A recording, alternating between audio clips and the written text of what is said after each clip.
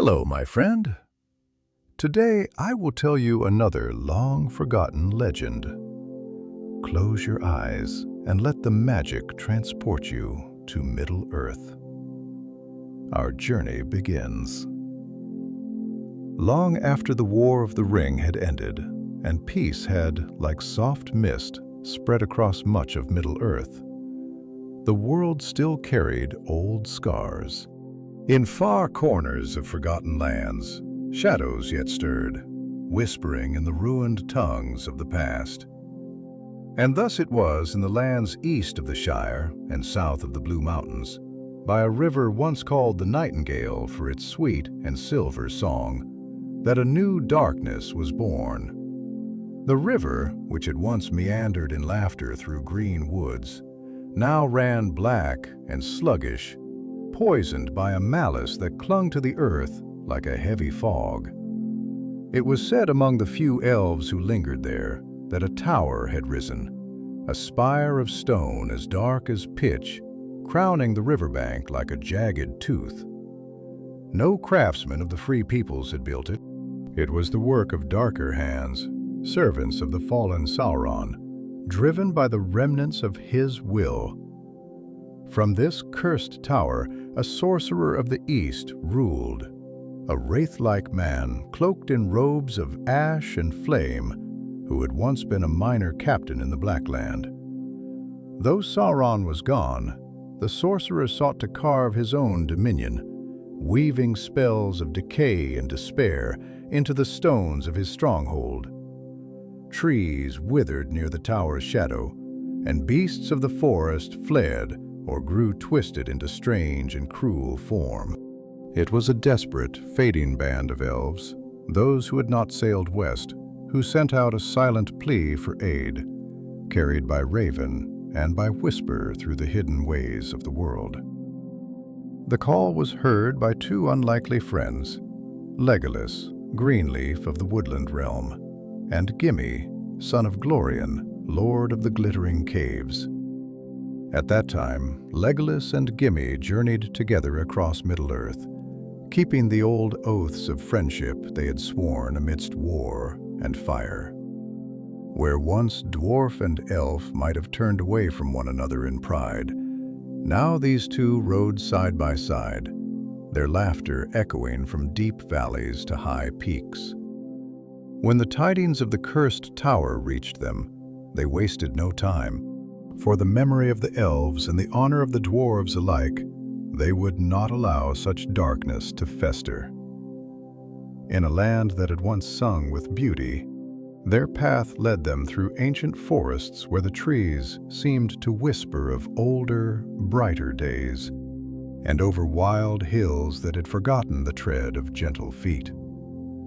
The closer they drew to the Nightingale River, the heavier the air grew, as if the very sky bore down upon the earth with sorrow. One evening, as the sun dipped low and bathed the world in crimson, Legolas and Gimli made camp beneath a gnarled oak that still clung to life.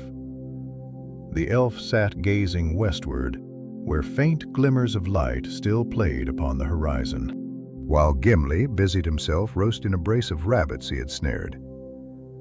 "There is a sadness here," said Legolas softly, his keen eyes tracing the outlines of distant broken towers swallowed by ivy. "I can feel it in the earth."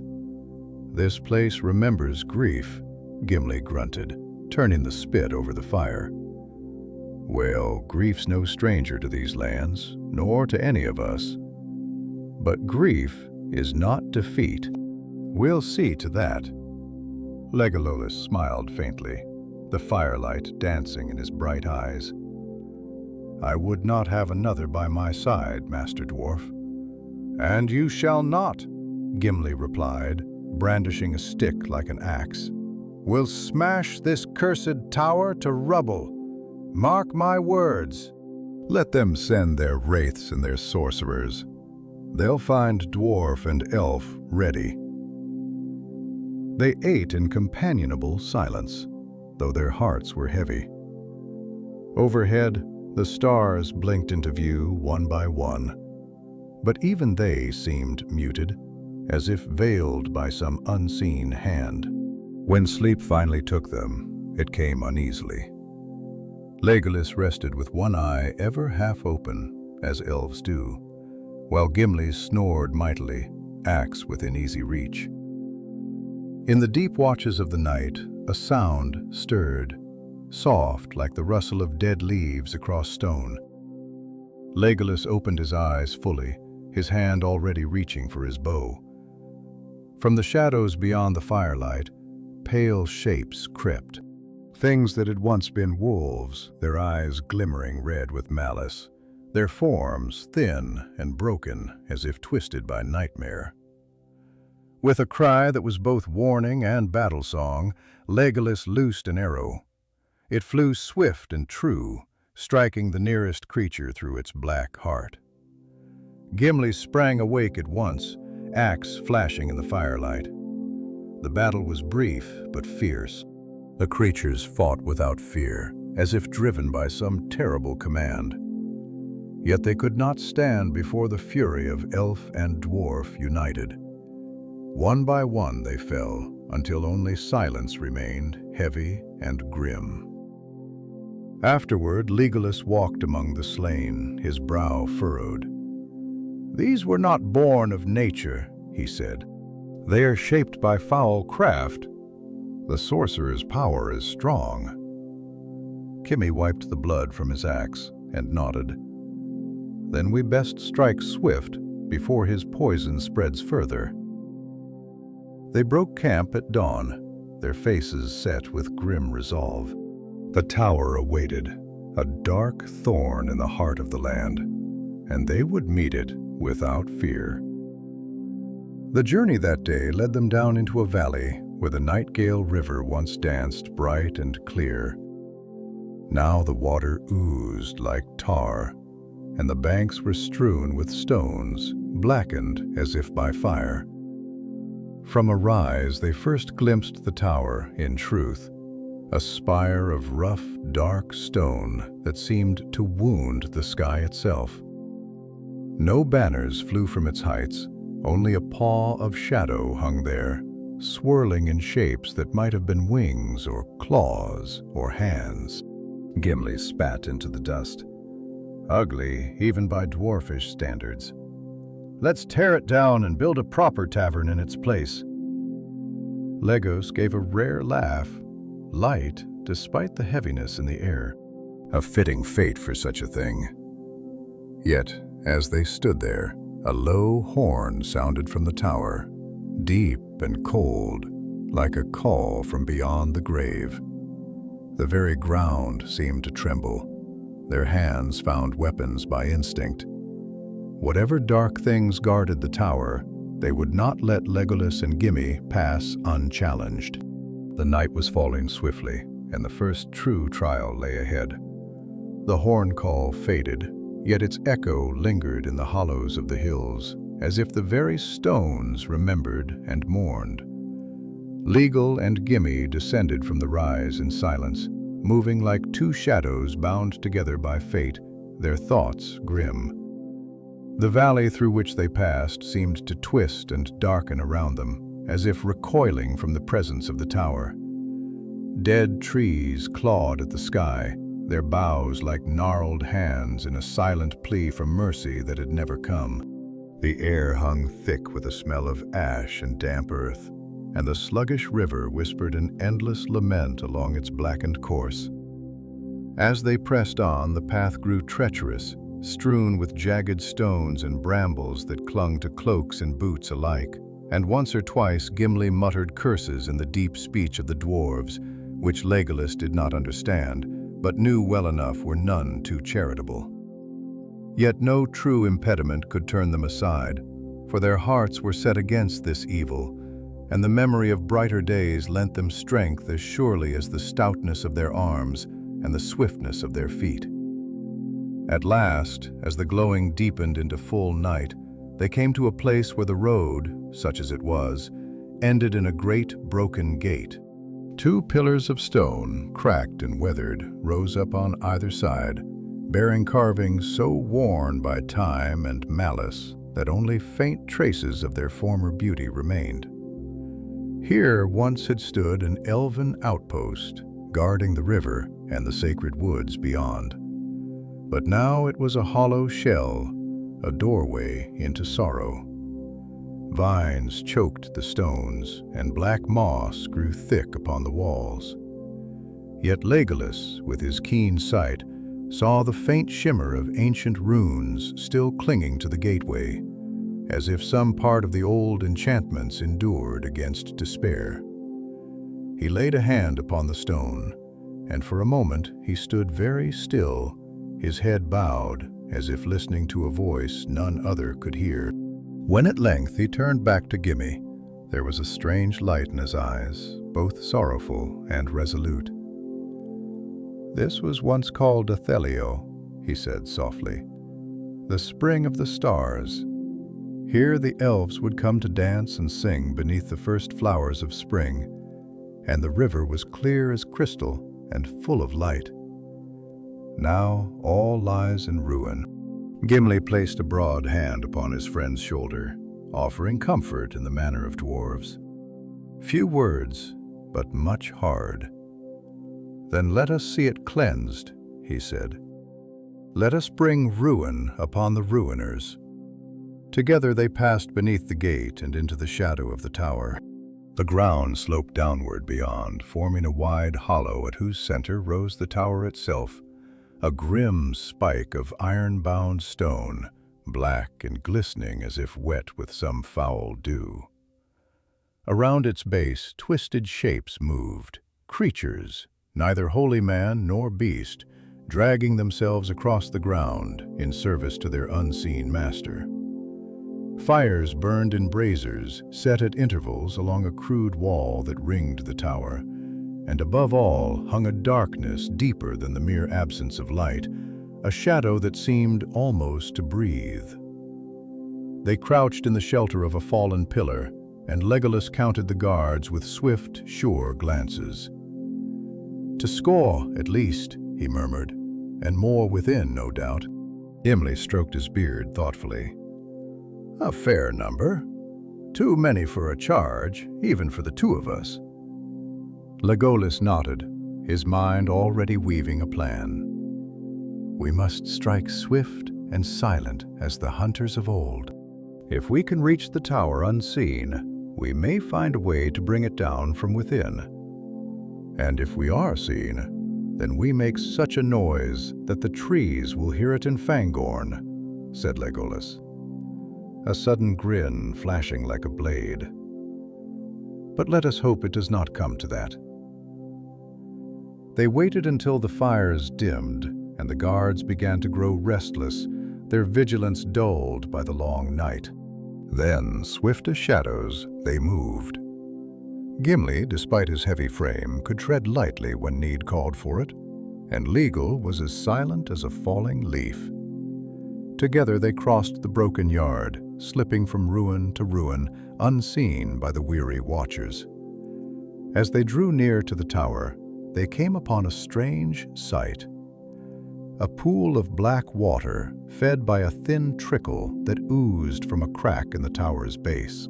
The water steamed faintly in the cold night, and its surface was broken by pale shapes that writhed and shifted without form. A low chanting could be heard emanating from within the tower, a guttural drone that set Gimli's teeth on edge and made even Legolas shudder. "This place is fouler than I feared," whispered Legolas. "There is a sickness here that no blade alone can cure." Gimli gripped the haft of his axe. "Then it is well that we have brought more than blades," he said grimly. And from his pack he drew a small pouch of black powder, a gift from the dwarves of Erebor, a potent and secret craft to be used only in direst need. Legal raised an eyebrow, but said nothing. Dwarf craft or elf magic, all would be needed before this night was done. Carefully they crept along the base of the tower, seeking an entrance. At length they found a narrow doorway, half hidden beneath an overhanging slab of stone. Strange symbols had been carved into the lintel, and Legolas hesitated before passing beneath, for he could feel the weight of old curses thick upon the threshold. But there was no other way, steel in hand. Hearts steeled yet more. They slipped into the darkness of the tower. The passage within was low and narrow, hewn from black rock that seemed to drink the light of Legolas's small lantern. The air was heavy with the smell of decay, and the walls were damp to the touch. Sounds echoed strangely: a drip of water, the scurry of unseen vermin, the faint clink of chains. Far above, the chanting continued, rising and falling like the tide, ever weaving its dark spell. Legolas moved ahead, leading with the grace of his kind, his bow ready in one hand and a long knife in the other. Gimli followed close behind, axe at the ready, his steps sure despite the oppressive gloom. They climbed a winding stair, each step groaning beneath their tread, until at last they came to a wide landing where a heavy door of iron barred the way forward. From behind it came the sound of movement, slow, shuffling, and many-footed. Legolas put his ear to the door and listened long. Then he straightened, and in a voice low but firm he said, "There are creatures within, guardians of this place. We must be swift, or the alarm will be raised." Gimli hefted his axe, swift and loud. Then he said with grim humor, without another word, they burst through the door and into the heart of the tower's darkness. The chamber they entered was vast and vaulted, supported by pillars of rough, hewn stone that twisted like the roots of some giant, dead tree. Dim briars guttered in the gloom, casting a flickering, sickly light across the floor, which was strewn with broken bones and cracked tiles, where once perhaps proud mosaics had told tales, now lost to ruin. Against the far wall, black chains hung in heavy loops, their ends disappearing into the shadows, and the air itself seemed to pulse with a low, malignant thrum, as if the very stones of the tower had a heartbeat. From the darkness beyond the pillars came the guardians, slouching forward on misshapen limbs, their forms a mockery of living creatures. Some had the semblance of men, others of beasts, but all were alike in their ruin, stitched together by foul arts and bound to the will of their master. Their eyes burned with a dull red fire, and from their twisted mouths issued a sound that was neither speech nor cry, but a ghastly bubbling moan. Legolas loosed an arrow even as he moved, and the shaft struck true, piercing the hollow eye of the foremost creature, which collapsed with a wet thud upon the stones. Gimli charged with a roar, his axe flashing in swift, brutal arcs that sent severed limbs flying. The creatures fought with the strength of despair, heedless of pain or fear. But elf and dwarf stood back to back, moving as a single will, and no foe could long withstand them.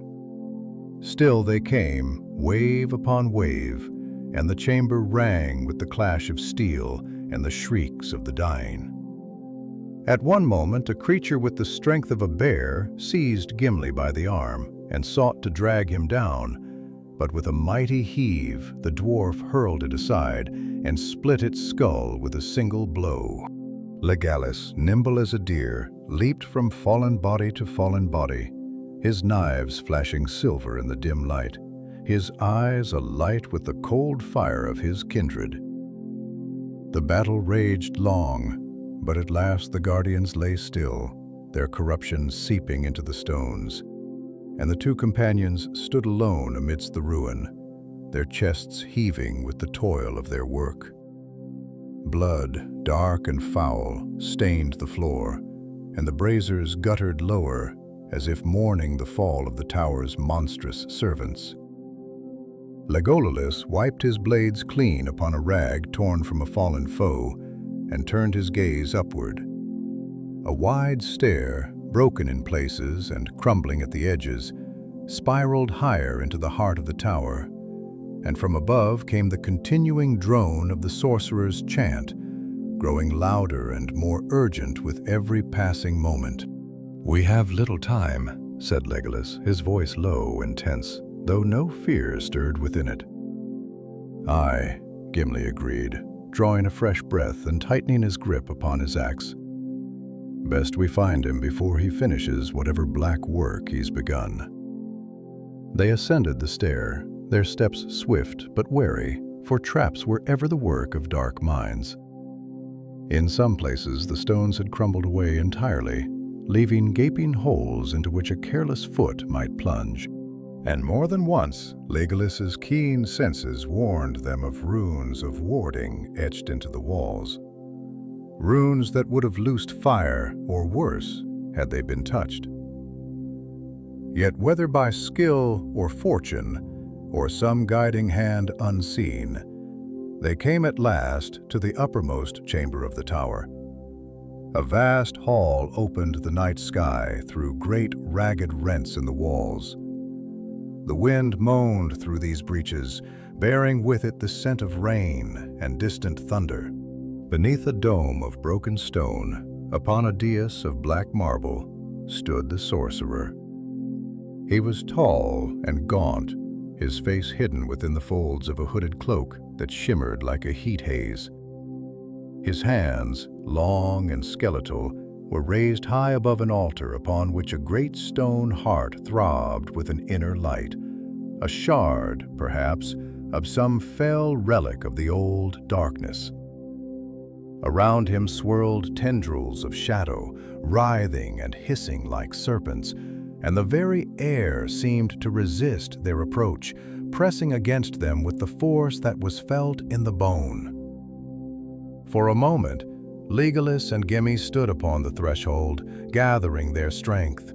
Then, with a shout that rang like a clarion through the broken hall, Gimli charged, and Legolas followed, swift as a shaft of light. The sorcerer's chant broke into a scream of rage, and the shadows leaped at them. They came not as solid things, but as cold and crushing pressures, seeking to snuff out breath and life alike.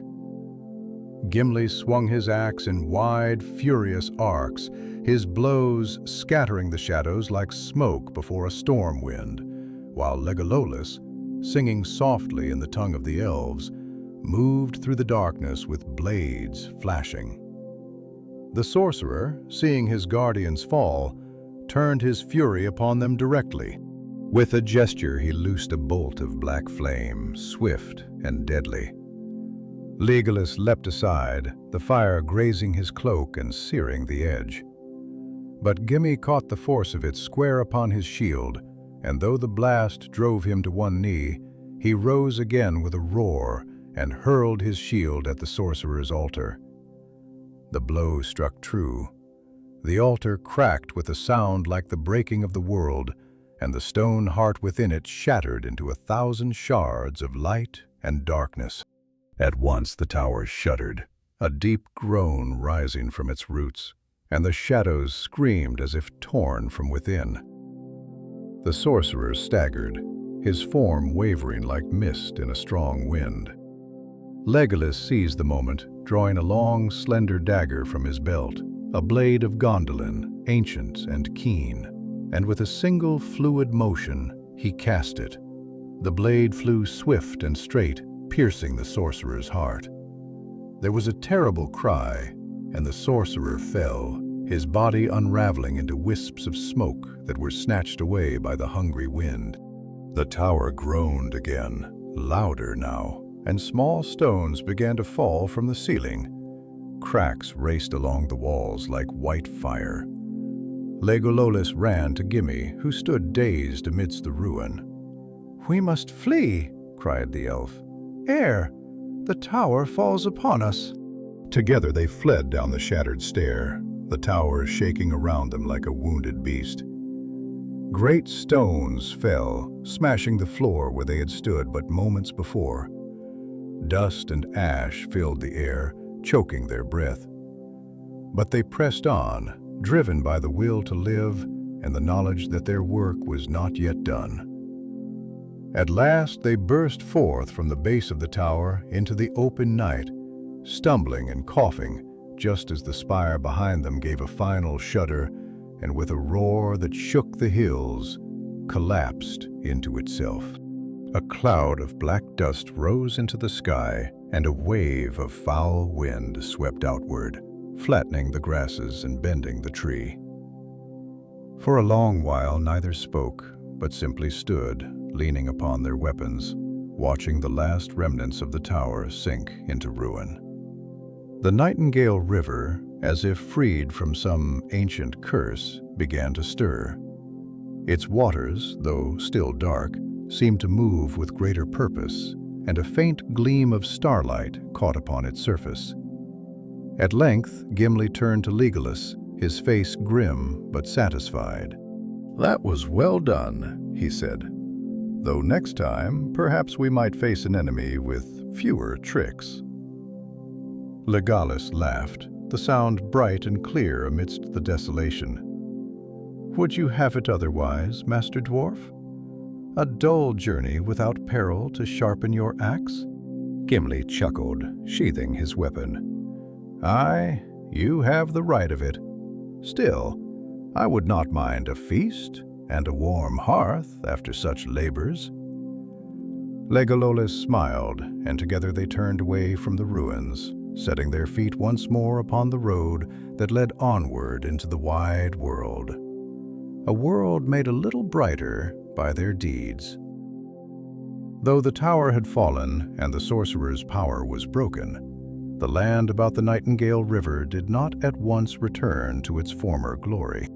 For the stain of evil runs deep, and the earth is slow to heal from wounds so grave. Legolas and Gimli lingered a while near the ruins, tending to the river banks and speaking with the creatures of the wood. For though the forest had been marred, its heart yet beat with a faint and stubborn life. They sought to guide its renewal in the manner of those who loved the green world dearly and could not bear to leave it in sorrow. On a day when the sun, pale though it was, shone through riven clouds and cast a feeble light upon the land, Legolas stood at the edge of the river, gazing into its darkened waters. In his hand he held a small sapling no taller than a man's arm, its leaves silver green and delicate.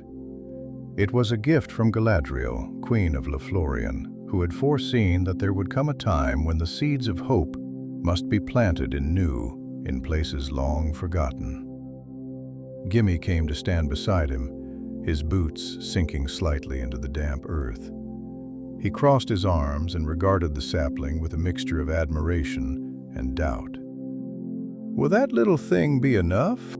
he said, his voice low and gruff, though not unkind. "The land here is bitter. It may not take root."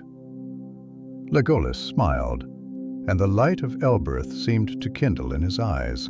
"Op is a small thing, Master Dwarf," he said, "but it is a stubborn thing. It takes root even in the most unlikely soil, and it grows unseen until one day it rises mighty and fair." With careful hands he knelt by the river and planted the sapling in the softest patch of ground he could find, covering its roots with earth and speaking softly in the Elven tongue. Words of blessing and remembrance, a song older than the hills, older than the stars themselves. When he was done, the sapling trembled as if stirred by an unseen breeze. And though the river still ran dark, a single clear ripple spread outward from where he knelt, touching the banks with a shimmer of silver. For a while they stood there in silence, watching, and the faint cries of unseen birds sounded in the distance, thin but sweet, like the first notes of a long-forgotten melody. But peace, though dearly won, is seldom lasting in such places, and even as they made ready to depart, the earth gave a sudden tremor. and from the ruins of the tower rose a sound that chilled their blood. A low, droning wail, as if some spirit still lingered, bound by hatred beyond death. Legolas sprang to his feet, his hand flying to his bow, while Gimli hefted his axe once more. "I had thought we had done with such work," Gimli muttered, his eyes scanning the ruins. "Not all darkness flees at the breaking of its house," said Legolas, his voice grave. "Some clings to the stones like smoke after a fire, waiting for a breath of wind to stir it."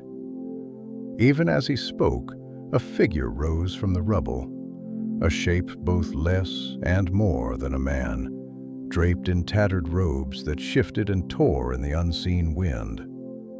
Its face was hidden, but a crown of black iron circled its brow, and in its hand it bore a staff of twisted wood, blackened as if by fire.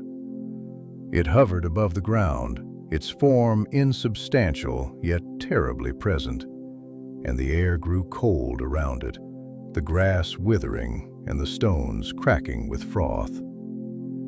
Gimli stepped forward, setting his feet wide upon the earth. "I care not if it be ghost or flesh," he said, his voice ringing like a hammer upon anvil. "It shall find my axe no less sharp." Legolas knocked an arrow to his bow ring, the wood singing softly under the tension. "This is no living sorcerer," he said. "It is the memory of his malice, a shade born of his dying will. It cannot be slain as other foes." The shade lifted its staff, and a bolt of darkness lanced forth, striking the ground before them and raising a wall of black smoke. Out of the smoke came shapes, twisted, howling things of mist and shadow, their forms ever shifting, their eyes gleaming like coals. Legolas loosed his arrow, and it flew straight and true, passing through the foremost wraith with a shriek of torn wind. Gimli charged into the fray, his axe swinging in wide, powerful arcs that seemed to tear the very fabric of the creatures apart. Yet for every shadow they struck down, another seemed to rise, and the ground grew colder with each passing moment, as if the very breath of winter had taken hold of the land. "We cannot stand against this tide," cried Legolas, his voice clear above the din. "We must break the staff. It is the anchor of his power." Together they fought their way toward the shade, to their path marked by the collapse of shadows and the glimmer of steel and silver. The shade floated higher, retreating toward the broken crown of the tower, but they pursued without faltering. As they reached the base of the last standing pillar, the shade raised its staff high, and from it poured a torrent of darkness so thick and heavy that it seemed to smother all sound and light. Legolas, swift as thought, darted to the side, loosing a volley of arrows to distract the shade, while Gimli, with a roar that shook the crumbling stones, hurled his axe with all the strength of his arm.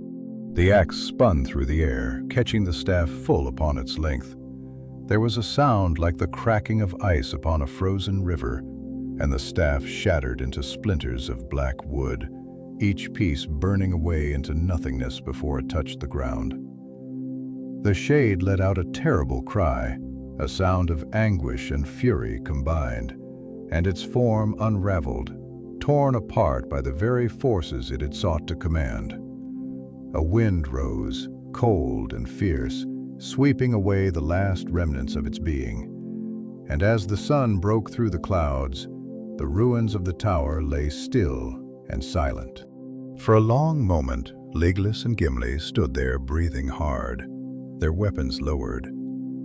Then Legolas turned his face to the rising sun, and a smile, weary but full of quiet joy, touched his lips. "It is done," he said. "The darkness has passed." Gimli retrieved his axe, now lying among the stones, and wiped it clean upon the grass. "Aye," he said, "and not before time. I have had enough of cursed towers and walking shades for a lifetime." Legolas laughed softly, and together they made their way back to the river where the sapling still stood, its leaves trembling in the morning breeze. And though the land was yet scarred, the promise of renewal had taken root, and in time the Nightingale River would sing once more of hope. In the days that followed the breaking of the tower and the passing of the shade, the land about the Nightingale River began slowly disturb from its long nightmare. The waters, though yet darkened by the sorceries of the past, flowed swifter and clearer with each passing hour, as if rejoicing in the freedom bought by the valor of elf and dwarf. Tiny shoots of green pushed their way through the ashen soil, and the trees nearest to the river's banks, which had seemed but dead husks, showed the first pale signs of budding leaves, faint as the blush of dawn upon distant, snow-capped mountains. Legolas moved often among the woods and the river banks, singing softly in the tongue of the elves, songs of healing and remembrance, weaving ancient blessings into the air and the water. His fair voice, though low and sorrowful at first, grew stronger with each passing day, and the birds, long fled from that haunted place, began to return, their shy calls answering his song from the shelter of the boughs. Gimli, for his part, turned his craft to the mending of stones, and where the path to the river had been broken by ruin and decay, he shaped rough, who-kneed steps and firm footing from the scattered rocks, his hands steady and sure, his spirit lifted by the work of renewal. Yet, though the immediate peril was past, a deeper task remained. The sorcerer's death had torn a wound into the very fabric of the land, and its mending would not come easily. Legolas spoke often of bringing the elves who still remained in Middle-ease to this place to lend their strength to the healing, while Gimli pondered whether the dwarves of the Blue Mountains might send artisans to rebuild the ancient gates and towers, that the honor of their craft might wipe away the shame of the darkness that had dwelled here. Upon the 7th evening after the fall of the tower, when the first stars pricked the twilight sky and the river sang in clearer tones, Legolas and Gimli sat by the fire they had kindled near the old gateway of Athelio. The flames danced merrily, casting long shadows upon the grass, and the air was sweet with the scent of fresh rain that had fallen in the afternoon. Gimli leaned back against a stone, his arms crossed over his chest, his beard twitched now and again by the night breeze. His eyes, sharp and deep, were fixed upon the sapling that Legolas had planted, and though he said no word, his thoughts were plain upon his face. "It lives," said Legolas, who needed no gift of foresight to read the heart of his friend. "It has taken root." Gimli nodded, but with a grunt that bespoke skepticism rather than doubt. "I have seen many things, Master Elf," he said, "but to see a twig wrestle against such foulness and thrive, that is a marvel beyond stone and steel." Legolas laughed, a sound pure and free, and he reached out to toss a small twig into the fire. "Stone and steel endure," he said, "but life endures more. Stone can be broken, steel can be melted, but life clings to the barest hope, and from ruin it rises anew. It is the oldest magic." Gimli considered this in silence for a time, staring into the heart of the flames where embers flared and danced like living stars. Then he spoke, his voice slow and thoughtful. "And what of us, Legolas? When these lands are green again, when the river sings as it once did, what shall become of dwarf and elf?" Legolas did not answer at once, for he too had pondered this question in the still hours of the night, when the stars wheeled overhead and the wind bore the scent of far-off seas. At last he turned his gaze to the east, where the mountains loomed dark and silent against the horizon. "We are part of the song," he said softly. "We are the notes that rise and fall and pass away. Yet even when we are gone, the music will endure." Gimli grunted again, but this time with something of satisfaction. "Then let us make our part of the song worth hearing," he said. They spoke no more that night, but sat in quiet fellowship as the fire burned low and the stars wheeled ever higher. The night passed in peace, and the first light of dawn found them still there, wrapped in cloaks against the morning chill, guardians of a hope newly born. But peace in Middle-earth, though more abundant since the fall of Sauron, was never without shadows. And even as they worked to heal the land, unseen eyes watched from the forest's edge.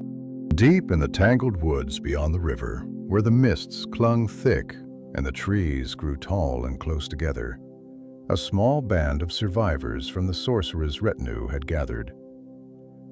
These were lesser men, broken of will and cruel of heart, bound to dark service, not by loyalty, but by fear. And when their master had fallen, they had fled like rats from a sinking ship. Yet though their leader was gone, the poison of their hearts remained, and they plotted in secret, seeking revenge upon those who had laid low their power. Their leader now was a man named Cargill, once a captain of low rank in the service of the sorcerer, now swollen with pride and madness by the fall of his betters. He was a man of heavy brow and cruel mouth, clad in rags and rusted mail. Yet his spirit burned with a vicious cunning that had preserved his life through many dangers. Bargil watched from the shadows as Legolas and Gimli moved about their work, and in his heart he nursed a bitter hatred, for he had seen the tower fall and felt the lash of his master's despair before death had taken him. He knew that alone he could not challenge such warriors, but treachery and deceit were the weapons he favored, and in the depths of his mind he spun a plan both bold and vile. One night, as the moon rose pale and thin over the broken hills, Cargill sent two of his swiftest men across the river, cloaked in darkness and bearing poisoned blades. Their task was simple: to strike down the elf and the dwarf while they slept, and to vanish again into the night before the forest could rouse itself to their crime. Yet fortune, or perhaps something deeper and older than fortune, stood guard over Legolas and Gimli, and their treachery did not go unseen. As the assassins crept near the camp, moving silent as snakes through the grass, the sapling by the river shivered and bent, though no wind stirred. Legal, ever sensitive to the songs of growing things, woke with a start and caught the gleam of steel in the moonlight. Swift as a striking hawk, he was on his feet, an arrow already upon the string, and his cry of warning roused Gimli from his slumber.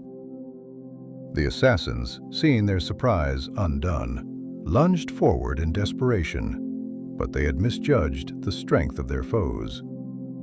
Legololas's arrow flew and struck true, pinning one of the men to a tree before he could close the distance, while Gimli met the other with a blow that split helm and skull alike. When the danger was past, they searched the bodies and found upon them strange tokens, blackened rings, and scraps of cloth bearing the sigil of the broken tower. They knew then that the shadow had not been wholly vanquished, and that the evil which had taken root in the valley would not be swept away by the fall of stone alone. Thus it was decided that they could linger no longer in idleness. The work of healing must go hand in hand with the cleansing of the land, and they would not rest until the last remnant of the darkness had been driven from the Nightingale River's shores. With the rising of the sun on the next day, Legolas and Gimli set forth from their camp by the river.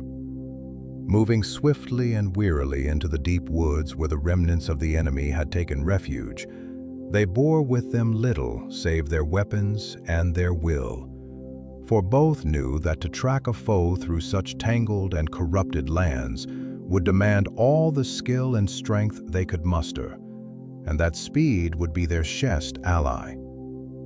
The forest grew thick and heavy as they passed beneath its eaves, the trees crowding close together in a silence broken only by the occasional crack of a branch or the rustle of some unseen creature fleeing their approach. The light of the sun, though bright and clear above, was choked by the dense canopy, falling in scattered beams that illuminated patches of moss and gnarled roots, but left much of the undergrowth in gloom. Here and there, the scars of the sorcerer's power remained, trees twisted into grotesque shapes, stones blackened and split as though by fire, and pools of stagnant water that gave off a foul reek.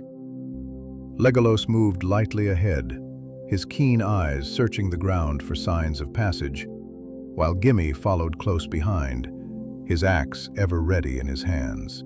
Though the dwarf was less at home in the wild places than his elven friend, he trusted in the strength of his arms and the sturdiness of his heart, and no fear of ambush or sorcery could turn him from the path they had chosen. From time to time, Legolas would pause, his hand raised, and crouched to study some faint mark, a broken twig, a scuffed patch of earth, a thread of cloth snagged upon a thorn. To the eyes of others, these signs would have meant nothing, but to Legolas, they spoke clearly of the passage of men and of haste and fear driving them forward through the tangled woods. "They flee towards the old hills," he said at length, rising from where he had knelt beside a shallow track in the leaf mold. "There are caves there, remnants of ancient days, when the mountains were greater and the valleys deeper. They will seek to hide where stone may shield them." Gimli grunted, shifting the strap of his pack upon his shoulder. "Caves are no sure refuge from a dwarf," he said. "If they take to the earth, they will find no comfort there." They pressed on, following the trail as it wound ever upward into the broken hills beyond the river valley. The ground grew steeper, the trees thinner and more stunted, until at last they came upon the entrance to a narrow ravine, its mouth choked with fallen stones and brambles. The track they followed led straight into the shadows beyond. Legolas halted, his hand upon the hilt of his knife, and his eyes narrowed as he scanned the darkened cleft before them. "They are within," he said softly. "But they are not idle. I see the signs of traps laid, pits covered with branches, stones balanced to fall upon the unwary. They are cunning, these men, and desperate." Gimli hefted his axe and smiled grimly beneath his beard. "Let them be cunning," he said. "We shall be more so." As they entered the ravine, moving with great care, testing every step and watching every ledge above, twice they found the snares set for them and turned them to their own advantage, sending great stones crashing down into the depths, where they shattered upon the rocks, their noise echoing like thunder in the narrow path. The sun rode high above, unseen beyond the crags, when at last they came upon the enemy. The ravine opened into a wider space, a hollow encircled by cliffs, where a spring, long ago sacred to the elves, now trickled weakly from a crack in the stone.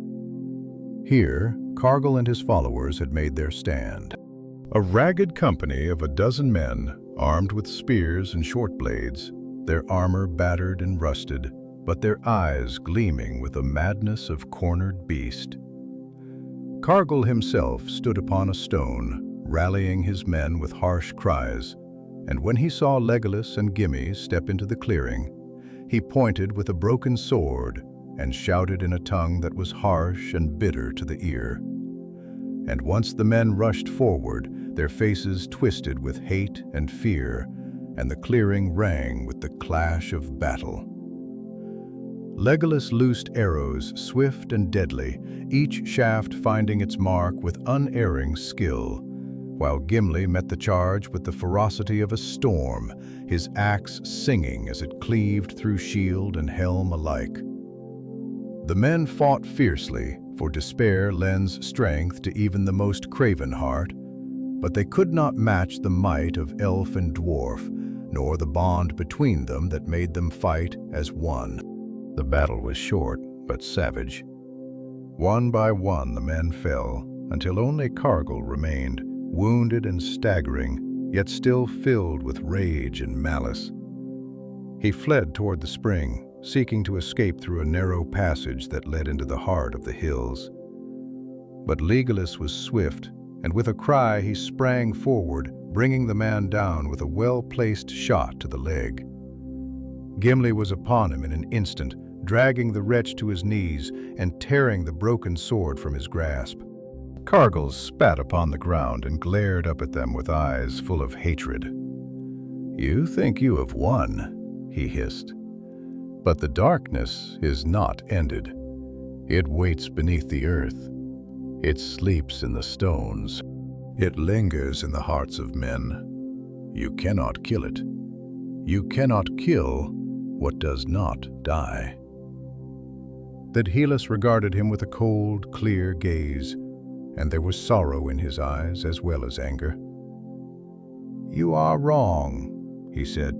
"Darkness can be broken, it can be cast out, though the labor be long and bitter, and it begins here." With that, Gimli bound the man with cords of elven make, strong and supple, and together they carried him back through the ravine, leaving the broken company behind to the mercy of the stones and the creeping green that would in time reclaim even this place. The sun was sinking low when they returned to the river, and the sapling by its bank stood taller now, its leaves catching the last golden rays and shimmering with a light that seemed not wholly of this world. They brought Cargill before the sapling, and there Legolas spoke words of binding and of judgment, calling upon the old powers of the land to bear witness. They would not slay him in vengeance, for that was not their way, but they would not let him go free to sow evil anew. Instead, they placed him in the keeping of the river and the forest, setting wards about him that he could not break, and leaving him to the slow justice of the earth he had sought to defile. As they watched, the roots of the sapling stirred, creeping through the soil toward where he lay bound. They did not touch him, but they grew strong and thick about him, forming a living prison that no mortal hand could undo. When the work was done, Legolas and Gimli stood in silence, and the river sang softly at their feet. Thus the last remnant of the sorcerer's evil was bound, and the land was left to heal. But their journey was not yet ended, for the world beyond the Nightingale River still called to them, full of wonders and perils yet unseen. The days that followed were bright and clear, and the land about the Nightingale River stirred from its long slumber with a slow but steady strength, as though some deep and ancient spirit long oppressed had awoken and breathed anew. The sapling by the river's edge grew taller and greener with every passing sun, and the river itself, once fouled and choked, ran swifter and clearer, its voice rising in pure and merry song among the stone. Legolas and Gimli dwelt there for a time, watching over the land and aiding in its slow mending, though their hearts grew restless with the longing that often seizes those who have seen great deeds done, and know that their part in the world's great tale is not yet finished. Many evenings they sat beside the fire, speaking softly of the lands beyond, of the deep caves beneath the mountains, the fair woods of Atheon, where Legolas had promised to plant new gardens, and of the sea, whose call even now tugged at the heart of the elf with an ever stronger yearning. One evening, as the sun fell behind the hills, and the western sky burned with the gold and crimson of a dying day, Legolas rose from where he sat upon a stone and gazed long into the west, his face bright and clear in the last light. "There is a summons in the air," he said at last, his voice full of wonder and sorrow mingled. "A whisper upon the wind that speaks of roads yet untraveled and shores yet unseen. It is not in me to remain here, though the rivers sing sweeter than silver bells, and the trees bow low with new leave." Gimli, seated beside the fire, his great hands busy polishing the edge of his axe, looked up and regarded his friend with a gaze both stern and kindly. "Then we must be away," he said, "for I have no desire to sit idly while your spirit withers with longing. And besides, there are yet many stones I have not set my eyes upon, and many halls of my people I have yet to tread." Legolas smiled, and his heart lifted, for he knew well that though the dwarf's words were gruff, his loyalty ran deep as the roots of the mountains. "Then let us depart at first light," he said, "and follow where the road may lead." Thus it was that at the break of dawn, when the mists still clung to the river like silver veils, and the first birds sang sweetly from the trembling branches, Legolas and Gimli took their leave of the Nightingale River. They left behind the sapling, strong and flourishing, and the ruins of the tower now crumbled into harmless stones.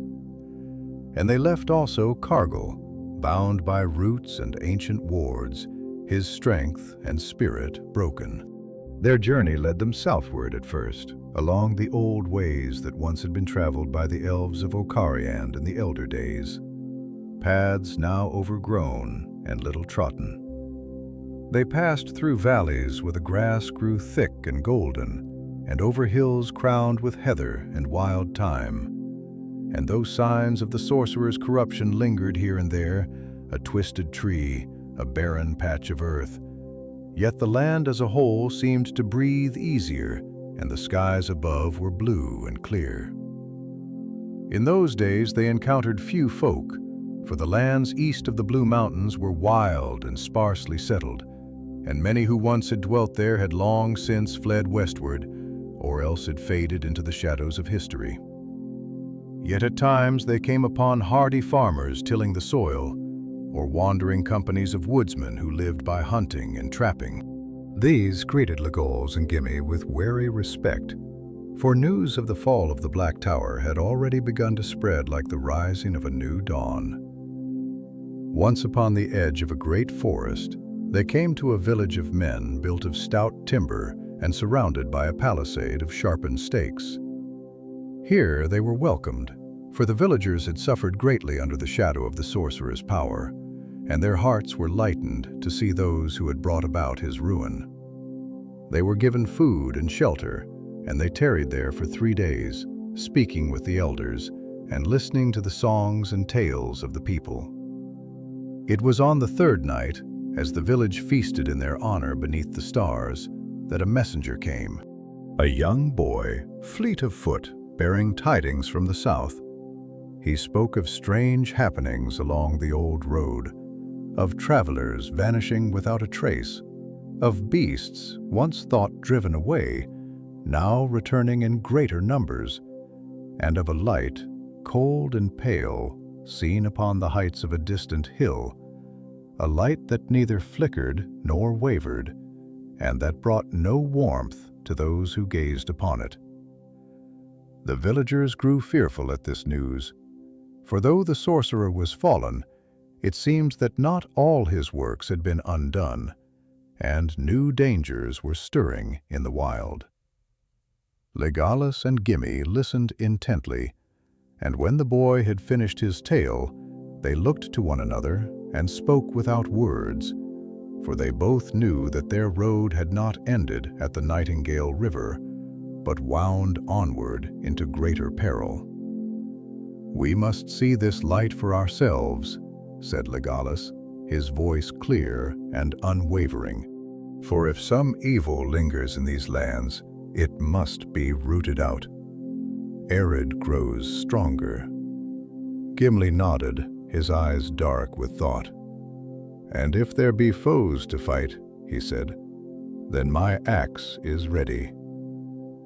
So it was that they departed the next morning, leaving the grateful villagers behind, and turned their steps toward the south and the source of the strange light.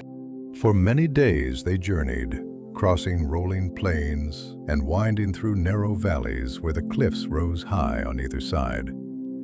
Their faces weathered by time into shapes that seemed almost to watch the travelers with silent stone eyes. The way grew harder, the paths steeper and less sure, and the nights colder, though the season was turning toward summer. At last, as the moon waxed full and bright, they came within sight of the hill of which the boy had spoken. It rose alone upon the plain, a barren mound crowned with jagged stones that jutted into the sky like the broken teeth of some vast, ancient beast. Upon its summit a pale light burned, steady and cold, illuminating the stones and the grass about them with a ghostly glow. They camped that night at the foot of the hill, taking turns at watch, and neither slept deeply, for there was a stillness in the air that seemed to press against the very skin, and the usual sounds of the night, the chirp of crickets, the rustle of small animals in the underbrush, were strangely absent. In the small hours before dawn, Legolas stood watch, his sharp eyes fixed upon the summit. He saw shapes moving there, tall and thin, flickering in and out of sight like smoke in a high wind. They circled the light, weaving strange patterns, and though he strained to hear, no sound reached him save the faint whisper of the grass bending under a breathless sky. When the sun rose at last, casting long shadows across the plain, Legolas roused Gimli, and together they made ready to ascend the hill. They knew not what awaited them at the summit, but neither did they hesitate, for their hearts were strong and their purpose clear. Thus they set forth, climbing steadily toward the cold, pale flame that beckoned them onward into the heart of a new mystery. The climb was steep and wearing, for the grass that clothed the lower slopes of the hill soon gave way to loose stones and crumbling earth, and the path, if path it could be called, wound treacherously among sharp rocks and sudden drops where a single misstep would mean a long fall. Yet neither Legolas nor Gimli faltered, for the spirit within them was strong, and the years of toil and wandering had made them hardy beyond the measure of ordinary folk. Legolas moved lightly over the stones, scarcely seeming to touch the ground, his fair hair streaming behind him in the cold wind that blew steadily from the north. Gimli came behind, slower but sure-footed, his heavy boots finding purchase where the rocks were slick and uncertain, and the haft of his axe steady in his grasp. They spoke little, for the land itself seemed to frown upon speech, and even the sound of their breath and footfalls was muted, swallowed up by the heavy silence that clung to the hill. As they climbed higher, the air grew colder, and a thin mist began to rise from the stones, coiling about their feet and drifting in ragged veils across the slope. The light that burned atop the hill grew clearer now, and they saw that it was no simple flame nor beacon, but something far older and stranger, a cold fire that gave no warmth and cast long shadows that twisted and writhed against the ground in patterns that made the eyes ache to behold. When at last they reached the summit, they stood for a moment in stillness, surveying the place where the light was rooted. It stood in the center of a ring of ancient stones, taller than a man, and weathered by ages beyond reckoning. The stones were carved with runes, worn nearly smooth by wind and rain. Yet here and there, Legolas could still discern the faint traces of elvish letters, though the forms were strange and older than any he had seen, even in the scrolls of Rivendell. In the midst of the circle, upon a low mound of earth, stood a shard of crystal, taller than a man's height, from which the pale light poured. It pulsed slowly, like the heartbeat of some slumbering giant, and the very air seemed to hum with its power. Around the base of the crystal, the ground was barren and cracked, and no blade of grass nor creeping vine dared draw near. As they stood gazing, a movement stirred among the stones, and from the shadows emerged figures, tall and gaunt, clad in tattered cloaks that flapped soundlessly in the rising wind. Their faces were hidden beneath deep hoods, and in their hands they bore long, curved blades that gleamed faintly in the unnatural light. Gimli tightened his grip upon his axe, his shoulders squared and ready for battle. But Legolas laid a hand upon his arm and shook his head. "And wait," he said, his voice scarcely more than a breath. "These are not creatures of flesh and blood, nor of this present world." The figures moved without sound, circling the crystal in a slow and solemn dance, their blades flashing in rhythmic patterns, as though bound to some ancient ritual whose meaning had long since been forgotten by the waking world. They took no notice of the two companions, nor gave any sign that they were aware of their presence. Legolas watched them with eyes that saw deeper than mortal sight, and his heart grew heavy within him, for he perceived that these were but echoes, the lingering spirits of those who had once guarded this place in ages past, bound now by sorrow or duty to a task that should have ended with their lives. At length he spoke his words heavy with reverence and pity. "This was once a place of great power. He set a shrine of the elves in the elder days when the world was young. Here the light of the stars was gathered and preserved against the darkness. But now it is abandoned, and the keepers are but memories, unable to rest." Gimli frowned, uneasy. "And what would they have of us?" he asked. "Are they friend or foe?" Legolas shook his head slowly. "They are neither. They are lost." For a while they stood watching, unwilling to disturb the solemn pageant. But at last Gimli stirred, for he was ever a creature of action, and the sight of such sorrow unreweaved stirred anger within his stout heart. "Can nothing be done?" he said. "Must they dance forever in the dark, forgotten and unseen?" Legolas pondered, his hand resting lightly upon the hilt of his knife. "Perhaps," he said, "if we can reach the crystal and speak to the light within, we may release them. But it is perilous. There are ancient wards here, old beyond reckoning, and not all may welcome our touch." Gimli grunted. "And perilous or no, we did not come this far to turn away." So they girded themselves with resolve and stepped forward, passing between the standing stones and into the heart of the circle. At once the air grew heavier, and the light of the crystal flared brighter, casting their shadows long upon the ground.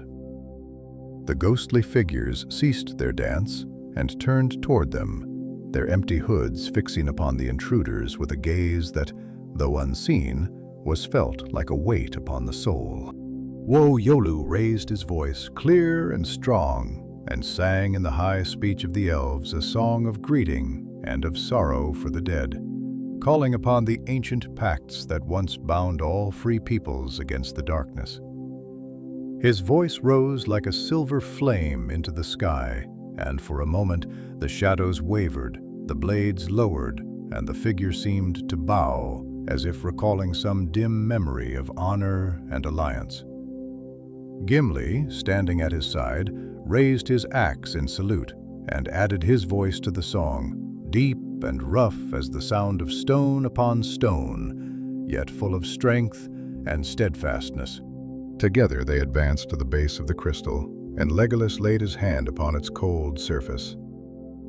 At his touch, a great silence fell, and the light within the crystal flared with a brilliance that banished the mist and the shadows alike. The ghostly figures cried out, a sound of mingled grief and joy, and one by one they faded, their cloaks falling empty to the ground, until none remained but the two companions, and the crystal now shining with a pure, steady light. Legolas stepped back, his face shining with wonder and sorrow, and Gimli clapped him upon the shoulder, his eyes glistening in the bright light. "You have done it, Master Elf," he said. "You have set them free." Legolas nodded, though his heart was heavy, for he knew that not all bonds could be so easily unmade, and that the scars of the world ran deep. Yet in this place, at least, a measure of peace had been restored. As they turned to descend the hill once more, the light of the crystal followed them, shining down upon the plain like a new star, and the land about it seemed fairer and more whole. Thus they passed on, their hearts lighter for the deed they had wrought. Though the road ahead was still long and full of unknown perils, they descended from the hill with the first light of morning washing the land in hues of gold and silver, and the air was fresh and sweet, as if the earth itself had breathed a sigh of relief. The crystal atop the hill shone behind them, no longer cold and menacing, but clear and serene, casting its light far across the plain, so that distant trees and far-off streams caught its gleam and sparkled like jewels newly cut. Yet though their hearts were lightened by the freeing of the lost spirits and the restoration of the ancient shrine, neither Legolas nor Gimli forgot that Middle-ear was still a land where shadows lingered in the corners of the world, and that vigilance must go hand in hand with hope.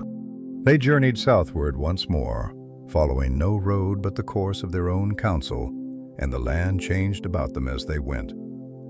Rolling hills gave way to wide plains of tall grasses that whispered and bowed in the breeze, and small rivers, swift and merry, crossed their path, glinting in the sunlight like ribbons of silver.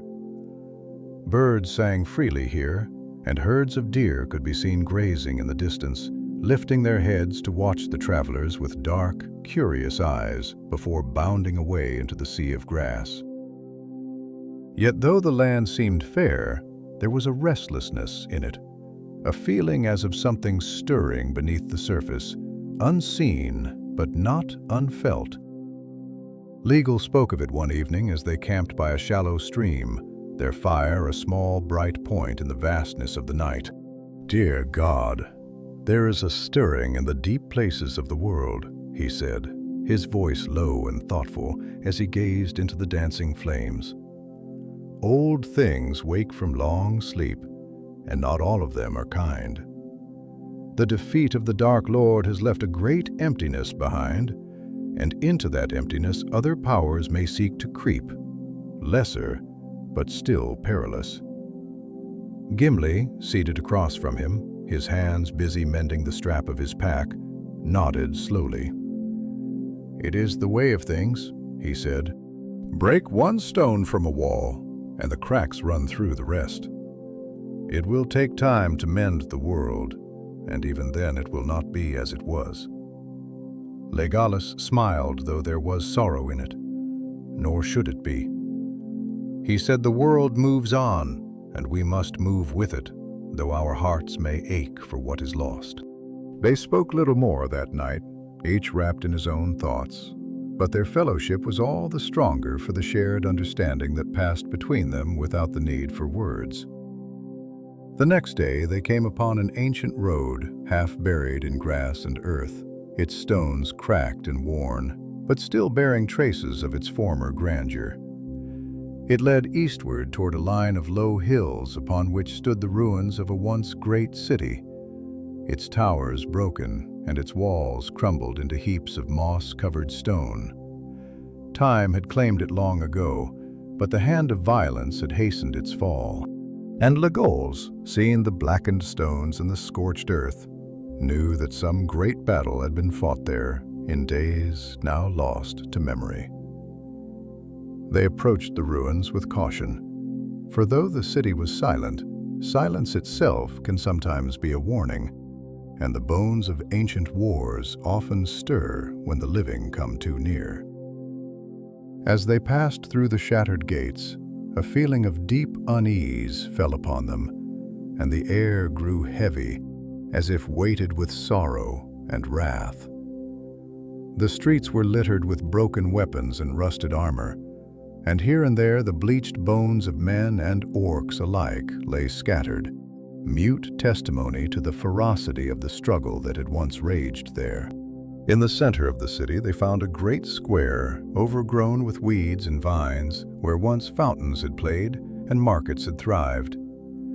At its heart stood a single pillar, still upright, though weathered by the ages, and upon it were carved the remnants of a crest, a tree crowned with stars, much worn, but still faintly discernible. Legolas laid his hand upon the stone, and for a moment he stood silent, his eyes closed. "This was a city of the elves," he said at last, his voice heavy with grief. "Long ago, before the wars of the Second Age. It fell in fire and ruin, and none returned to rebuild it." Gimli removed his helm and bowed his head, for he too felt the weight of ancient sorrow pressing upon the stones. As they stood there, a cold wind arose, stirring the dust in the fallen leaves, and from the shadowed arches of the broken halls came a sound, faint at first, like the rustling of dry reeds, but growing louder with each heartbeat, until it seemed a whispering host surrounded them, unseen but near. Legolas drew his bow, and Gimli raised his axe, and together they stood back to back, their eyes scanning the broken walls and empty streets. Out of the shadows crept figures, thin and pale, like the memory of smoke after a great fire. Their faces were hollow, their eyes empty sockets, and in their hands they bore weapons rusted to mere fragments of iron. They moved without sound, their feet leaving no mark upon the ground, and their gaze was fixed upon the two companions with a hunger that was not of the living world. "Shades," murmured Legolas, his voice steady, though his hand tightened upon his bow. "The spirits of those who fell in battle, unable to find rest." Gimli set his feet firmly and grunted. "Then let them find rest at the edge of my axe, if they will not have it otherwise." Yet Legolas stayed him with a glance. "We cannot fight them as we would flesh and blood. Their sorrow binds them, not their will. We must find the source of their unrest." The shades pressed closer, the air growing colder with their passage, and the ground itself seemed to tremble beneath their weightless tread. Legal, recalling the rights of his people, raised his voice in song once more, a song of release and remembrance, sung in the ancient tongue of the elves. His clear voice rose into the night, high and pure, weaving a melody that spoke of starlight and distant shores, of battles fought and lost, of peace found at last beyond the circles of the world. The shades paused, their hollow eyes turning toward him, and a great stillness fell. One by one they lowered their weapons and sank to their knees. And as the last notes of Legolas's song faded into the dark, they melted away like mist before the morning sun, leaving only the broken stones and the wide, empty square. Jai exhaled deeply and lowered his axe. "You have a gift, Master Elf," he said, not without admiration. Legolas shook his head, his gaze distant. "It is not gift nor power," he said. "It is memory, and memory, rightly called, can heal even the deepest wounds." They remained a while in the ruined city, paying silent homage to those who had fallen, before turning their steps eastward once more toward lands yet untraveled and fates yet unknown. The road eastward was long and little marked, for the lands into which Legolas and Gimli now passed were wild and seldom trodden by the feet of any but wandering beasts and the hardiest of men. The hills grew steeper and the valleys deeper, and the rivers, though narrow, ran swift and cold, fed by secret springs hidden in the folds of the mountains. Great forests loomed in the distance, their crowns dark against the sky, and from time to time the travelers caught glimpses of strange creatures moving among the trees, swift and shy, and never seen twice. The days passed in toil and wonder, for though their journey was wearing, the land itself was full of forgotten beauty. There were glades where ancient oaks grew so vast that 10 men could not have encircled their trunks, and hidden meadows where wildflowers of every hue danced upon the breeze. Birds of bright plumage sang in the high branches, and deer with proud antlers bounded across the open spaces, their hooves scarcely touching the earth. Yet amid all the fair sights there lingered an unease, like a low note struck beneath a sweet melody, heard only by those who listened closely. Nicholas was ever alert, his keen senses attuned to every shift in the wind and every rustle among the leaves.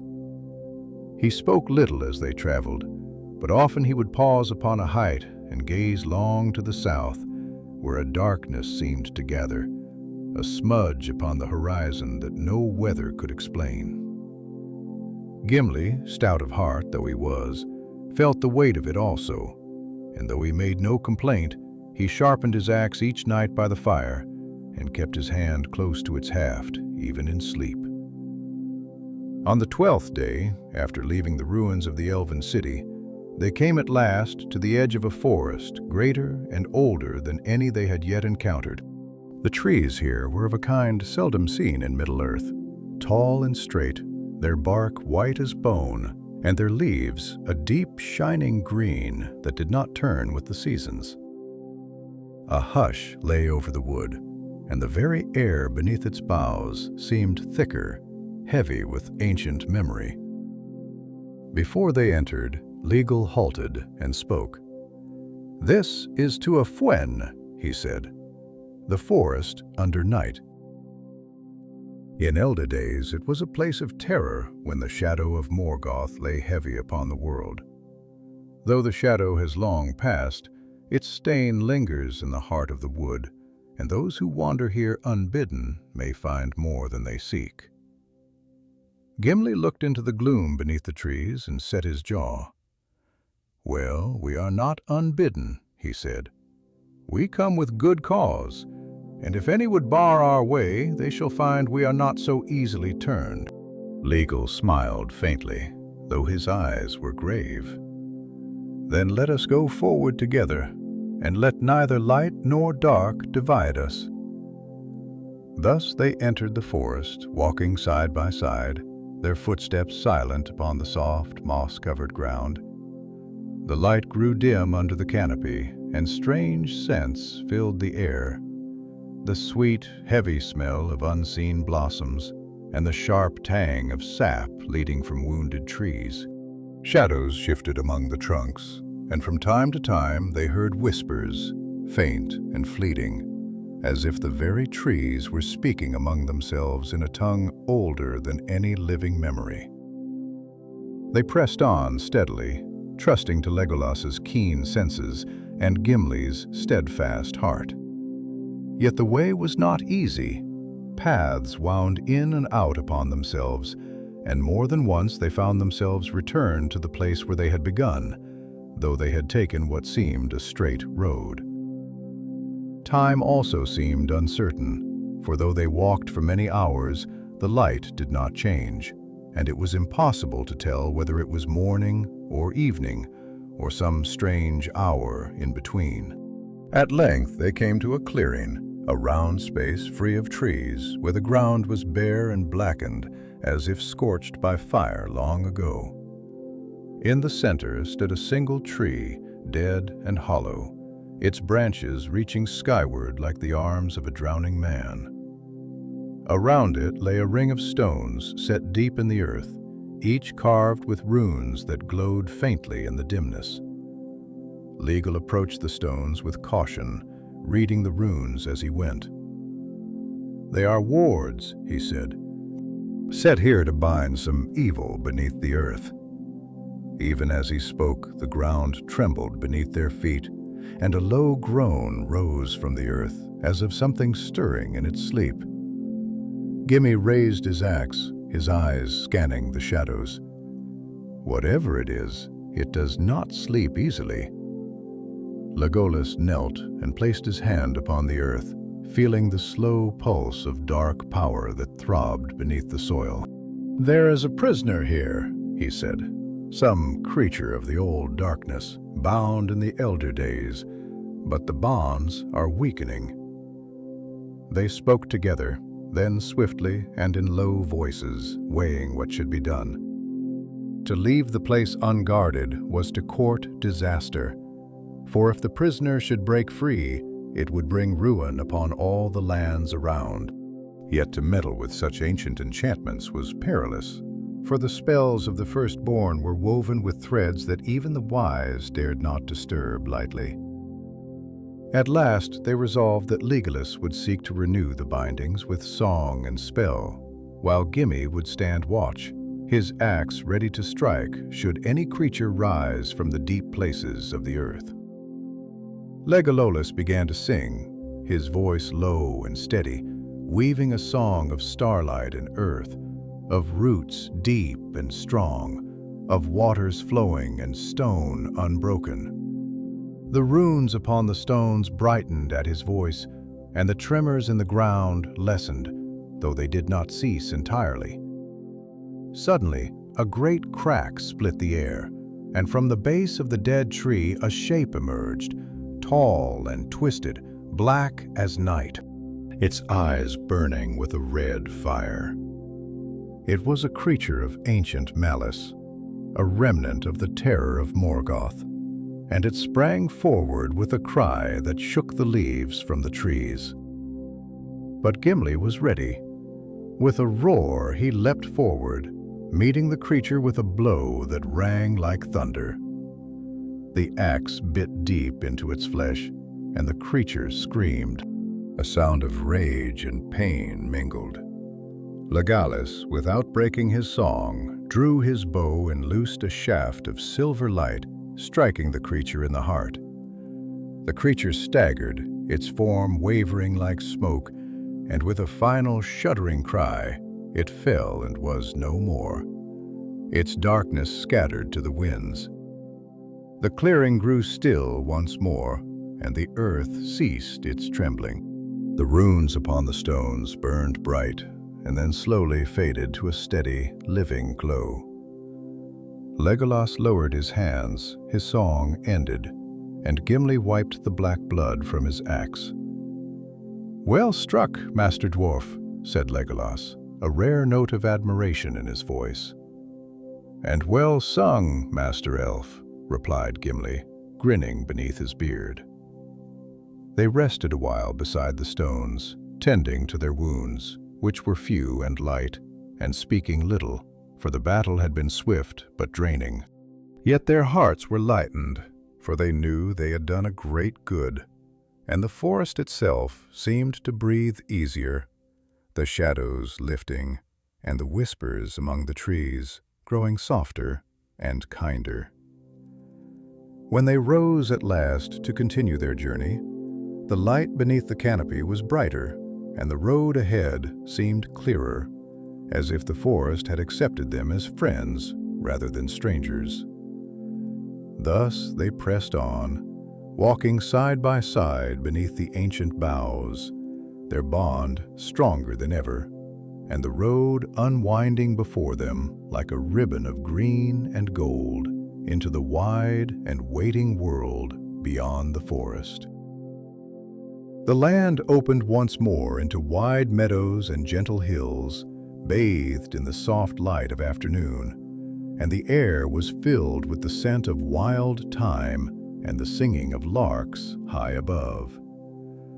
For a time, Legolas and Gimli walked without speaking, each lost in his own thought. For the memory of their struggle in the heart of the ancient wood still lay heavily upon them, and the fading echoes of that old darkness seemed to linger at the edges of hearing, like the last distant tolling of a bell. Yet as the miles fell away beneath their feet, the freshness of the open lands breathed new life into their weary limbs, and slowly the weight lifted from their hearts, until they began once more to speak freely and to find laughter between them, as was their custom in lighter hour. They spoke of many things, of the woods of Ethelion, where Legolas dreamed of planting gardens fairer than any east of the sea, and of the glittering caves of Aglarond, whose wonder had captured Gimli's heart, and which he labored still to beautify and protect. Though the day passed in good company and swift going, and by evening they came upon a river running swift and clear through a green valley, its banks clothed in willows that whispered together in the rising breeze. There they made their camp, and Legolas sang to the stars as they kindled their fire. A song of the Elar days, when the world was young, and sorrow was but a distant cloud upon the horizon of joy. The stars wheeled slowly overhead, and the fire burned low, casting a soft glow upon their faces.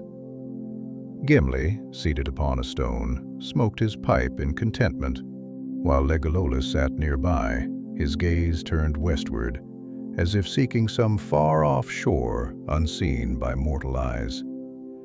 It was in that quiet hour, when the world seemed poised between sleep and waking, that a sound came upon the night, faint like the ring of a bell borne on the wind, yet growing steadily stronger.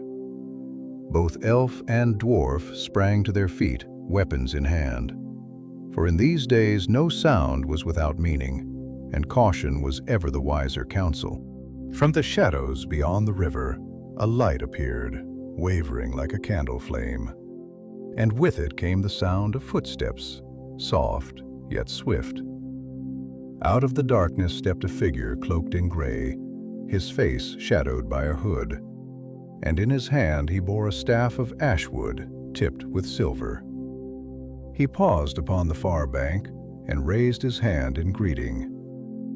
"Hail, travelers," he called in a clear voice. "I am a friend, if friends you be differently." Legolas studied him keenly, and finding no malice in his bearing, he lowered his bow and replied, "Then cross the river and share our fire, friend, and tell us your tidings, for strange days are these, and few walk abroad without cause."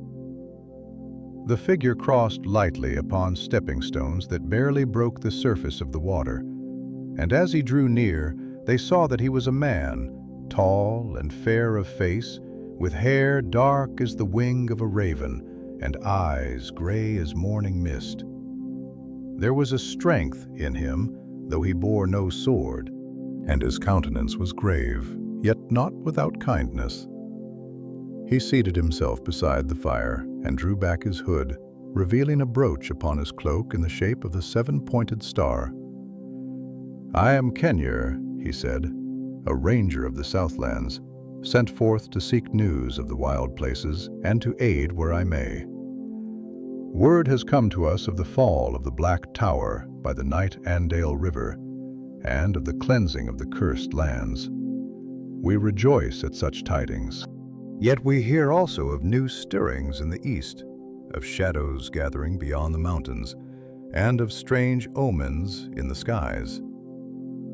Legolas and Gimli exchanged a glance, and it was Legolas who answered. "We have seen some of these things," he said. "We have walked where the shadows lay thickest, and we have broken some of their snares. Yet we too have felt a gathering beyond the borders of the known lands, and we know not yet its full measure." Cullen nodded, his face troubled. "There are rumors," he said, "of a sorceress in the eastern wastes, one who gathers to herself the remnants of the dark hosts, weaving spells of binding and dominion. It is said she seeks the lost relics of Sauron's making, that she may forge a new power to challenge the free peoples." At these words, Gimli growled low in his throat. "Let her come, then," he said. "We have failed greater foes than she, and we do not fear her spells." But Legolas was more thoughtful. "If these rumors be true," he said, "then swift action is needed. We cannot allow darkness to rise again unchecked. Better to meet it while it is yet young than to face it in full strength." And they spoke long into the night, planning and debating what course they should take. In the end, it was decided that they would journey eastward with Calenhir as their guide, seeking to learn the truth of these rumors and to thwart the plans of the sorceress before her strength could grow. At dawn they broke camp and set forth once more, their hearts resolved and their weapons ready. The river sang beside them as they marched, and the sky above was clear and bright. Yet in their hearts they knew that darker days lay ahead, and that their courage and their friendship would be tested as never before. Thus they passed out of the green valleys and into the lands beyond, where few dared tread, and where the fate of many would soon be decided. The journey eastward grew harsher with each passing day, for the lands into which Legolas, Gimli, and Calenhir now entered were broken and wild. A tangle of ridges and dry valleys where no road was marked, and no friendly hand had tended the paths in living memory. The sun, though bright, gave little warmth, and the wind, ever restless, seemed to whisper in tongues forgotten by all save the stones. Often they traveled long hours without sight or sound of any living thing, save for the cries of distant hawks wheeling far above, or the rustle of dry grass stirring against the rocks. Yet though the way was hard, their spirits did not falter, for each was strong in his own fashion. Legolas with the tireless endurance of the elves, Gimli with the stubborn strength of the dwarves, and Calenhir with the quiet resolve of men who know both the weight of despair and the power of hope.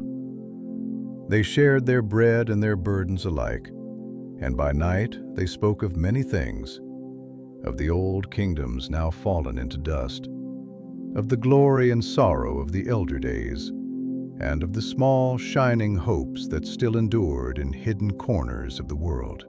After many leagues and many hardships, they came at last within sight of their goal, a barren plateau rising stark against the eastern sky, its summit crowned by a blackened fortress, half-ruined but still grim and menacing.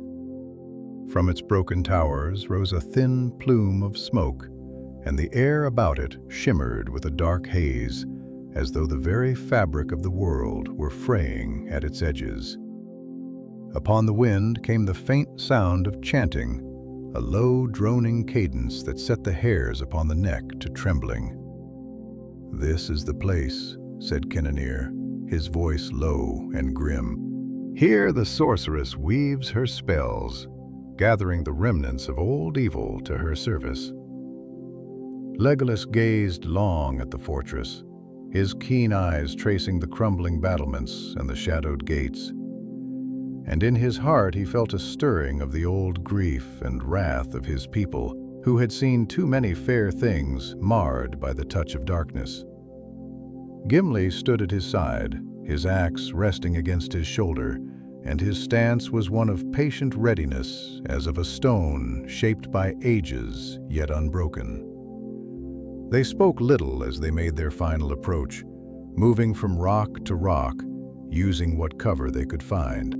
The land was treacherous, full of fissures and sudden gullies, and the smell of smoke and foul sorcery grew stronger with every step. When they reached the foot of the plateau, they found the way barred by a crumbling wall, beyond which lay a narrow path winding upward to the fortress gate. Legal signaled to the others, and together they crept along the base of the wall, seeking a place where they might ascend unseen. It was then that the watchers upon the walls spied them, and with a harsh cry the alarm was raised. From the shadows poured a host of wretched creatures, men twisted by dark enchantments, their bodies bent and their faces drawn into masks of hatred. They bore crude spears and jagged swords, and their eyes burned with a madness that knew no mercy. There was no time for subtlety. With a cry, Legolas loosed the first arrow, swift and sure, and it found its mark in the heart of the nearest foe. Gimli charged forward, his axe flashing in great sweeping blows, each stroke felling a foe as if hewed from rotten wood. Calenhir fought at their side, swift and deadly, his staff striking with a force that belied his lean frame, and his blade flashing like lightning among the darkened throng. The battle was fierce and swift, and though the enemy were many, they were ill-trained and half-mad with fear and pain. The companions cut their way through them like a knife through dry grass, and at last they reached the broken gates of the fortress, battered and hanging ajar upon rusted hinges. Beyond the gate lay a great courtyard strewn with rubble and the bones of long-dead warriors. At its far end rose a tower, black and narrow, crowned with a broken spire that leaned crookedly against the gray sky. From its windows poured the sickly light of sorcery, and the chanting grew louder, more insistent, like the beating of a dark heart. Without pause, they crossed the courtyard and entered the tower, ascending the worn steps that spiraled upward into the gloom. The air grew colder as they climbed, and the stones beneath their feet seemed to tremble with every beat of the chanting. At last they reached a wide chamber near the tower's summit, its walls lined with tattered banners and broken shields, and in its center stood a figure, tall and clad in robes of deep crimson, her face hidden beneath a veil of shadow. In her hands she held a staff of black wood, crowned with a shard of dark crystal that pulsed with a sickly light. The sorceress turned as they entered, and though her face remained hidden, they felt the weight of her gaze, cold and cruel as the depths of winter. "You come too late," she said, her voice a whisper that echoed against the stones. "Already the seeds of a new darkness are sown. You cannot stop what has begun."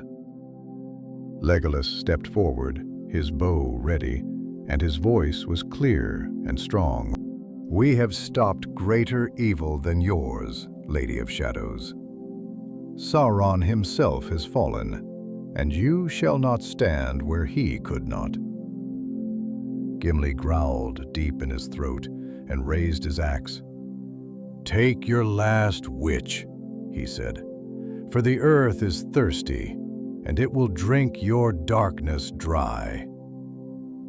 With a scream of rage, the sorceress raised her staff, and a wave of force struck them like a hammer, driving them back against the walls.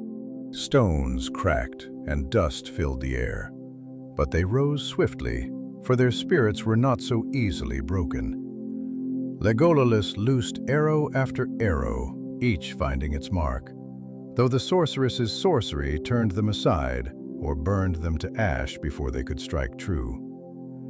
Gimli charged, his axe singing in his hands, and Calenhir wove spells of protection about them, his voice rising in ancient words of power. At last, seeing that no weapon would pierce her defenses, while the crystal atop her staff remained whole, Legolas called to Gimli, and together they hurled their strength against her. Legolas leapt lightly to the broken remains of a pillar, and from there sprang high into the air, loosing a single arrow aimed not at the sorceress herself, but at the crystal. At the same moment, Gimli, with a great shout, hurled his axe with all the might of his arm. The axe struck first, cleaving the staff in twain, and the arrow followed, shattering the crystal into 1,000 shards of darkness and light. With a cry that shook the tower, the sorceress fell, her form unraveling into smoke and dust, and the light of sorcery faded from the walls. The tower groaned and shuddered, cracks racing through its stones. Knowing the end was near, they fled down the steps, the walls crumbling about them, and burst forth into the courtyard just as the tower collapsed in upon itself, sending a plume of dust and ash into the air. The sun broke through the clouds, then casting a golden light upon the ruined fortress and the empty fields beyond. Legolas and Gimli stood side by side, their faces weary but proud, and Calenhir came to stand with them, his staff planted firmly upon the ground. Thus the last work of the sorcerer's kin was undone, and the land breathed free once more. In time the grass would grow where stone had fallen, and the rivers would run clear and swift, and the songs of the free peoples would be heard again beneath the stars. Legolas and Gimli, their task fulfilled, turned their faces westward, knowing that many roads yet awaited them, but that whatever shadows might rise, they would face them together. Elf and dwarf, bound by a bond stronger than iron, brighter than gold, and as enduring as the mountains and the stars themselves. Thus ended the tale of Legolas and Gimli, the tower over the Nightingale River. But their journey, like the long song of Middle-earth, would carry on into the ages beyond.